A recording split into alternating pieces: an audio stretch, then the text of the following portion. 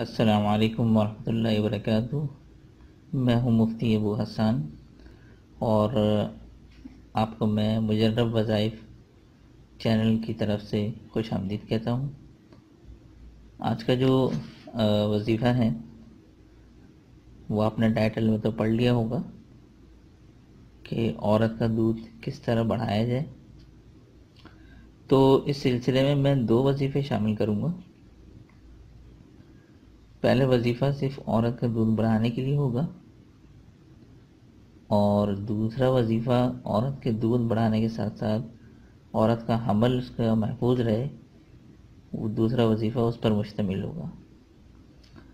تو پہلا وظیفہ میں آپ کو بتا دوں کہ اگر آپ چاہتے ہیں کہ آپ کی عورت کا، آپ کی وائف کا دودھ بڑھے تو اس کا وظیفہ یہ آپ نوٹ کر لیں۔ سپارہ یہ آپ دیکھ رہے ہیں، یہ ربما پارہ نمبر 14 اور سورۃ الحجر، یہ دیکھ لیں آپ غور سے۔ سپارہ نمبر 14، پارہ کا نام جو ہے وہ ہے ربما اور سورۃ الحجر۔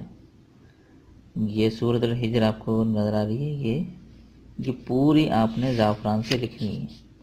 یہ کتنے پیجز سے مشتمل ہے یہ دیکھ لیں آپ، ٹھیک ہے۔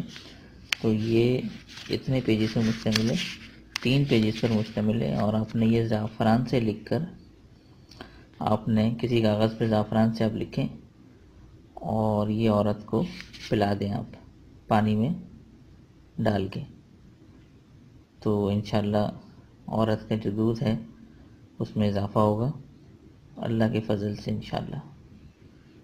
اچھا، یہ جو دوسرا وظیفہ ہے عورت کے حمل کے ساتھ ساتھ عورت کا دودھ میں اضافہ ہو، تو اس کا جو دوسرا وظیفہ میں آپ کو بتانے جا رہا ہوں، سپارہ نمبر 26 اور سپارہ کا نام ہے حامیم، سورت ہے الحجرات، ٹھیک ہے۔ یہ نوٹ دیکھ لیں آپ، یہ پوری سورت آپ نے لکھنی ہے، یہ 2 پیجز پر مشتمل ہے، 2.5 پیجز پر، ٹھیک ہے۔ یہ اسی طرح آپ نے لکھ کر کاغذ پہ آپ نے پلا دینی ہے عورت کو، تو انشاءاللہ اس میں جو ہے وہ عورت کا دودھ بھی بڑھے گا اور عورت کا حمل بھی محفوظ رہے گا۔ تو یہ تھے 2 وظائف جو میں نے ابھی آپ کو بتائے۔ یہ اسی وقت کارآمد ہو سکتے ہیں اگر آپ نماز کی پابندی کریں اور ساتھ ساتھ جو گناہ صغیرہ اور کبیرہ ہیں ان سے بچنے کی کوشش کریں۔ تو انشاءاللہ یہ وظائف مجرب وظائف ہیں جو انشاءاللہ اللہ کے حکم سے ضرور پورے ہوں گے۔ اور اس سلسلے میں اگر آپ لوگوں کا کوئی سوال ہو، اس وظیفے سے متعلق کچھ پوچھنا ہو، کچھ ذہن میں آپ لوگوں کے سوال ہو، تو آپ لوگ مجھے اس ویڈیو کے کمنٹ میں آپ مجھ سے پوچھ سکتے ہیں۔